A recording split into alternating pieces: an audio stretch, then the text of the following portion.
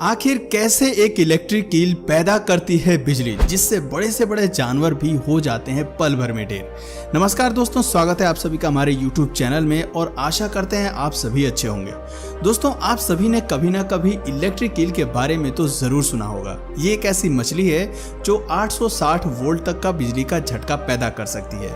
ये एक ऐसी मछली है जो मीठे पानी और समुद्र में दोनों जगह रह सकती है।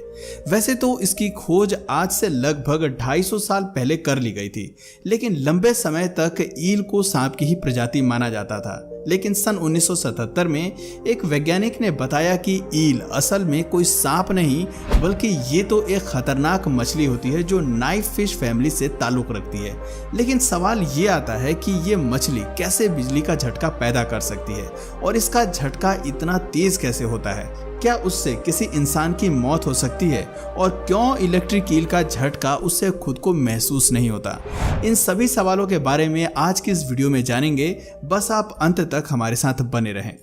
दोस्तों, यूं तो दुनिया में लगभग 350 से अधिक प्रजातियों की मछलियां ऐसी पाई जाती हैं जो बिजली का झटका प्रोड्यूस करने में सक्षम होती हैं, लेकिन इनमें से अधिकांश मछलियां और जलीय प्राणी ऐसे हैं जो बहुत ही कम मात्रा में इलेक्ट्रिसिटी प्रोड्यूस कर पाते हैं और उस बिजली के झटके से किसी को कोई नुकसान नहीं होता। लेकिन इलेक्ट्रिक ईल 860 वोल्ट तक का बिजली का झटका पैदा करने में सक्षम है। इलेक्ट्रिक ईल की भी कई प्रजातियों की खोज की जा चुकी है, जिसमें वारी इलेक्ट्रिक ईल और वोल्टा इलेक्ट्रिक ईल का नाम भी शामिल है।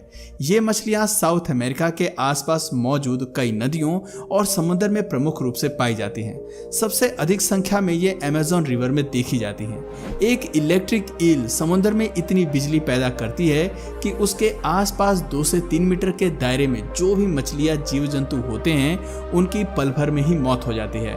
और अगर कोई बड़ी मछली या ताकतवर जानवर है तो उसकी मौत तो इलेक्ट्रिक ईल के झटके से नहीं होती, लेकिन उस जानवर की मसल्स कॉन्ट्रैक्ट हो जाती हैं और कुछ ही देर के लिए वो सुन्न हो जाता है। दोस्तों, ये प्रकृति काफी करिश्माई है। इसने हर जीव जंतु को कुछ विशेष शक्तियों से नवाजा है और इन्हीं में से इलेक्ट्रिक ईल जैसी मछलियों को बिजली की ताकत मिलती है।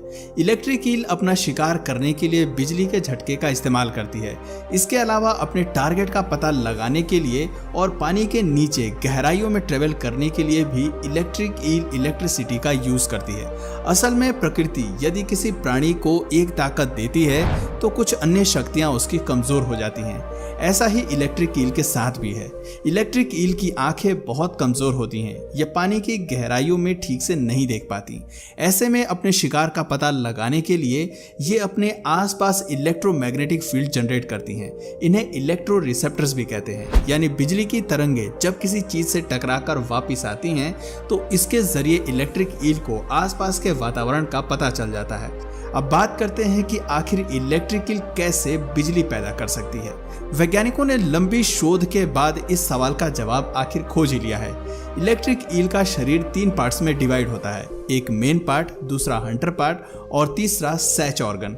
इसमें सैच ऑर्गन एक रडार और नेविगेशन की तरह काम करता है, यानी इसी के जरिए ईल पता लगाती है कि इसके आसपास क्या हो रहा है, और हंटर पार्ट बिजली का झटका पैदा करने के लिए रिस्पॉन्सिबल होता है। प्रत्येक जीव जंतु की तरह ही इलेक्ट्रिक ईल के अंदर भी लाखों की संख्या में सेल्स मौजूद होते हैं और साथ ही इलेक्ट्रोसाइट्स भी इसमें मौजूद होते हैं। ये इलेक्ट्रोसाइट्स एक बैटरी की तरह काम करते हैं, जिनके अंदर पॉजिटिव चार्ज और नेगेटिव चार्ज मौजूद होता है। जब भी इलेक्ट्रिक ईल को अपने आसपास कोई खतरा महसूस होता है या फिर शिकार नजर आता है तो इसका सेंट्रल नर्वस सिस्टम एक कमांड देता है, जिसके बाद इलेक्ट्रिक ईल अंदर से पावरफुल इलेक्ट्रिक शॉक प्रोड्यूस करती है।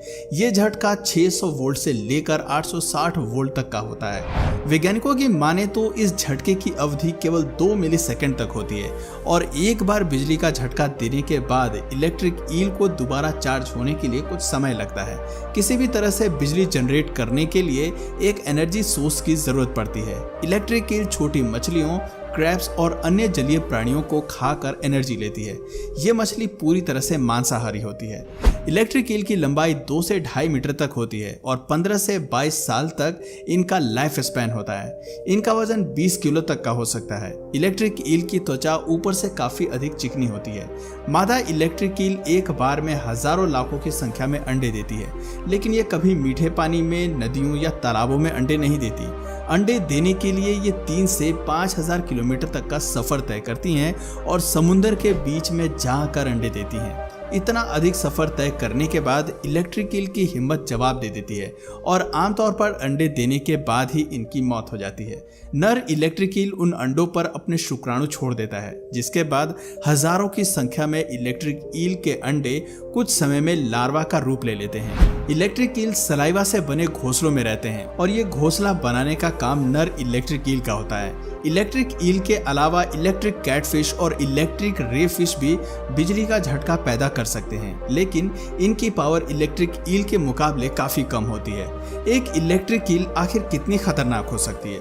दोस्तों, आज इंटरनेट पर कई ऐसी वीडियोस मौजूद हैं जिसमें इलेक्ट्रिक ईल के हमलों को कैमरे में कैद कर लिया गया है। एक एलिगेटर के साथ इलेक्ट्रिक ईल की लड़ाई का ये वीडियो काफी बार वायरल हो चुका है। एलिगेटर इलेक्ट्रिक ईल पर हमला करता है और उसे अपना शिकार बनाने की कोशिश करता है, लेकिन इतनी ही देर में इलेक्ट्रिक ईल एक बिजली का झटका देती है, जिससे एलिगेटर कुछ ही देर के लिए पैरालाइज्ड हो जाता है। लेकिन जैसे ही उसे होश आता है, वो वहां से अपनी जान बचाकर भागने की कोशिश करता है, क्योंकि इलेक्ट्रिक ईल को दोबारा बिजली पैदा करने के लिए थोड़े समय की जरूरत पड़ती है। ना सिर्फ पानी में बल्कि पानी के बाहर भी इलेक्ट्रिक ईल पूरी ताकत के साथ बिजली का झटका पैदा कर सकती है। एक बार एक कुत्ता इलेक्ट्रिक ईल पर हमला करने की कोशिश करता है। एक झटके में ही कुत्ते की अकल भी ठिकाने आ जाती है। अमेज़न के जंगलों में रहने वाले लोगों का सामना कई बार इलेक्ट्रिक ईल से हो चुका है। इस दौरान इंसानों को बिजली के झटके भी महसूस हुए हैं, लेकिन आज तक ऐसी कोई घटना सामने नहीं आई जिसमें कि इलेक्ट्रिक ईल के झटके के कारण किसी इंसान की मौत हुई हो। यानी कहा जा सकता है कि इलेक्ट्रिक ईल का झटका इंसानों के लिए ज्यादा खतरनाक नहीं होता, लेकिन अगर एक साथ कई इलेक्ट्रिक ईल बिजली का झटका दे दें तो उससे इंसान की मौत होना तय है। दोस्तों, इलेक्ट्रिक ईल को एक डिश के तौर पर भी दुनिया के कई देशों में बड़े चाव से खाया जाता है। पहले लोग इलेक्ट्रिक ईल का शिकार करने के लिए घोड़ों की मदद लिया करते थे। जहां इलेक्ट्रिक ईल रहती हैं, उस पानी या तालाब में घोड़े लेकर जाते हैं और घोड़ों को थोड़ी देर तक पानी में ही घुमाते हैं। जब इलेक्ट्रिक ईल पूरी तरह डिस्चार्ज हो जाती है तो उसके बाद इंसान आसानी से इन्हें पकड़ लिया करते थे। यूरोप और अमेरिका के देशों में इलेक्ट्रिक ईल की काफी बड़ी डिमांड देखी गई है। हांगकांग में ये मछली 10,000 रुपए प्रति किलो के भाव में भी बिकती है। इस कारण इलेक्ट्रिक ईल की संख्या में भी लगातार कमी देखने को मिल रही है।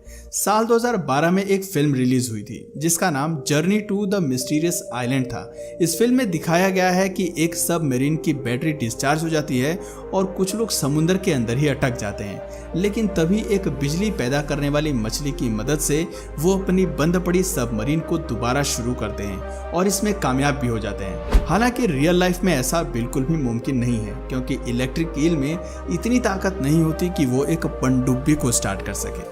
अंत में एक और सवाल आता है कि इलेक्ट्रिक ईल को खुद बिजली का झटका क्यों नहीं लगता? इतना तेज बिजली के झटके से इलेक्ट्रिक ईल का हार्ट या ब्रेन डैमेज क्यों नहीं होता? इस बारे में फिलहाल रिसर्च जारी है, लेकिन कुछ साइंटिस्ट का मानना है कि इलेक्ट्रिक ईल में एक खास प्रकार का प्रोटीन पाया जाता है, जिस कारण उन्हें बिजली का झटका महसूस नहीं होता, और वो प्रोटीन ही इलेक्ट्रिक ईल के लिए शील्ड यानी कवच का काम करता है। तो दोस्तों, ये थी इलेक्ट्रिक ईल के बारे में पूरी जानकारी। उम्मीद है आपको ये वीडियो पसंद आई होगी और आप समझ गए होंगे कि आखिर कैसे इलेक्ट्रिक ईल इतना ताकतवर इलेक्ट्रिक करंट पैदा करती है। तो दोस्तों, अगर इस वीडियो से आपको कुछ नया जानने या सीखने को मिला या फिर इंटरेस्टिंग लगा तो प्लीज इस वीडियो को एक लाइक करके अपने फ्रेंड्स और फैमिली में इसे जरूर शेयर करें। और यदि आप इस चैनल पर नए हैं तो प्लीज इस चैनल को सब्सक्राइब करके बेल नोटिफिकेशन आइकन को ऑन कर लीजिए, ताकि हमारे आने वाले वीडियोस आप मिस ना करें। मिलते हैं फिर किसी वीडियो में नए टॉपिक के साथ, तब तक के लिए नमस्कार।